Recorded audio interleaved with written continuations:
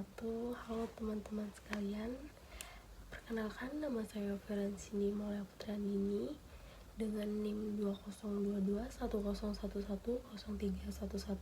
202211011103115574 dari kelas L Fakultas Hukum. Jadi teman-teman, mari kita lihat beberapa peristiwa kasus pidana seperti itu yang dimana terjadi di Indonesia dan sangat amat miris kejadiannya dan harus memiliki perhatian khusus.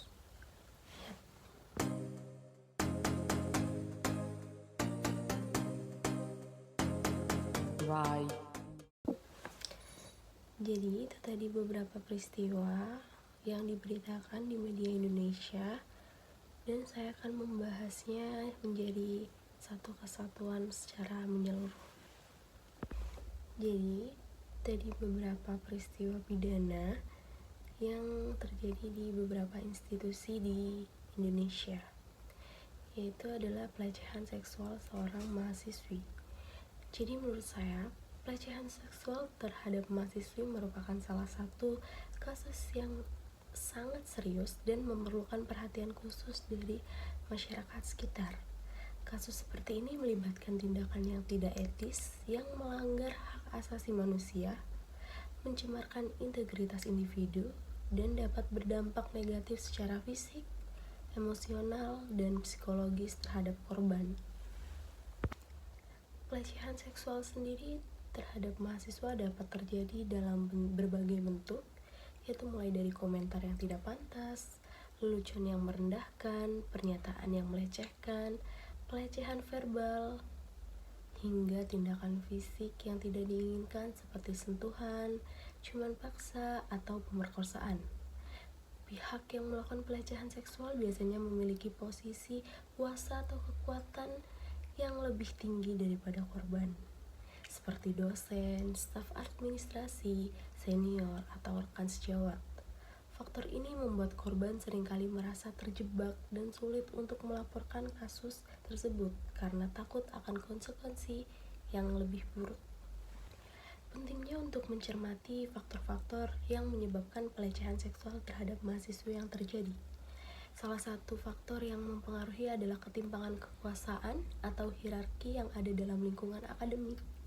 Ketika orang dengan kekuasaan yang berlebihan, mereka dapat mengeksploitasi mahasiswa dengan merendahkan martabat dan hak-hak mereka. Selain itu, budaya pelecehan seksual dan sikap yang meremehkan terhadap korban seringkali menjadi hambatan bagi korban untuk melaporkan kasus tersebut. Korban pelecehan seksual seringkali mengalami dampak yang serius. Mereka mungkin mengalami gangguan emosional seperti depresi, kecemasan, gangguan stres pasca trauma, atau bahkan pemikiran untuk bunuh diri. Dalam konteks pendidikan, pelecehan seksual dapat mengganggu kemampuan akademik mahasiswi, menghambat motivasi belajar, dan berdampak negatif pada kesejahteraan mereka secara keseluruhan. Untuk mengatasi masalah ini diperlukan pendekatan yang holistik dan terintegrasi, yaitu yang pertama, lembaga pendidikan harus mengambil langkah-langkah preventif untuk mengubah budaya dan norma yang ada di kampus. Hal ini dapat dilakukan melalui pelatihan kesadaran dan sensitivitas gender bagi seluruh anggota komunitas kampus, kebijakan yang jelas dan tegas terkait pelecehan seksual, serta upaya penguatan keterlibatan mahasiswi dalam pembentukan kebijakan dan pengambilan keputusan. Untuk yang kedua, penting untuk menyediakan sumber daya dan dukungan bagi korban pelecehan seksual.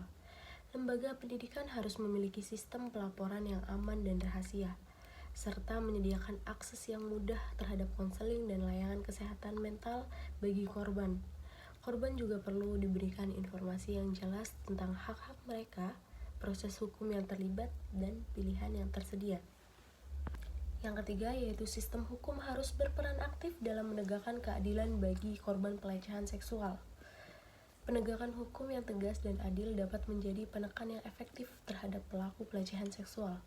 Selain itu, penting juga untuk menghapus stigma dan diskriminasi terhadap korban dalam proses hukum. sehingga mereka merasa aman dan didukung dalam melaporkan kasus pelecehan seksual. Selain upaya tersebut, peran masyarakat juga penting dalam mengubah pandangan terhadap pelecehan seksual dan memberikan dukungan kepada korban. Pendidikan seksual yang komprehensif dan pengenalan nilai-nilai kesetaraan gender sejak dini dapat dibantu dengan mengatasi akar permasalahan ini. Secara keseluruhan, pelecehan seksual terhadap mahasiswi adalah masalah serius yang memerlukan upaya bersama dari lembaga pendidikan, sistem hukum, dan masyarakat secara luas untuk memerangi dan mencegahnya.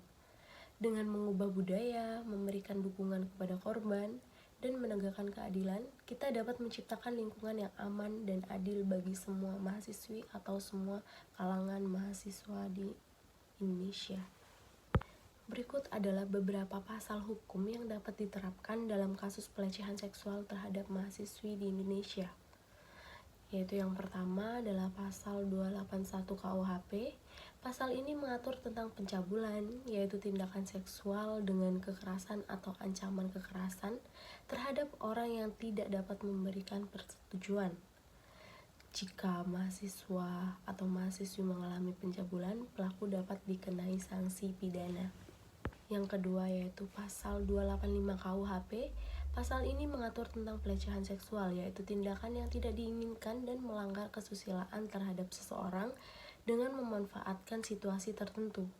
Tindakan pelecehan seksual terhadap mahasiswi dapat masuk dalam ketentuan pasal ini.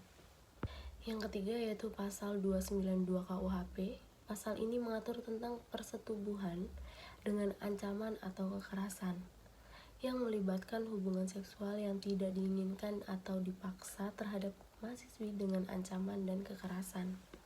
Yang keempat yaitu pasal 293 KUHP. Pasal ini mengatur tentang persetubuhan yang dilakukan dengan persetujuan korban yang diperoleh dengan penipuan. Jika seorang mahasiswi diperdaya atau ditipu sehingga memberikan persetujuan untuk hubungan seksual yang tidak diinginkan, maka pasal ini dapat diterapkan.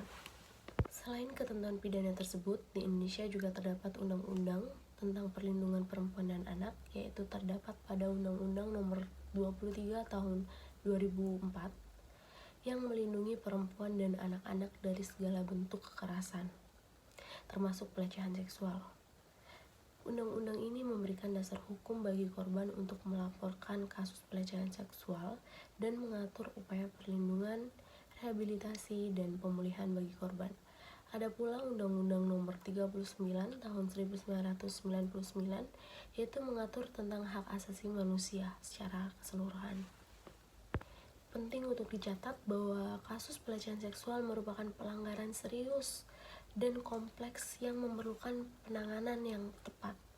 Korban disarankan untuk segera melaporkan kasusnya kepada aparat hukum dan mencari bantuan dari lembaga hukum atau organisasi yang dapat memberikan dukungan dan perlindungan terhadap mereka.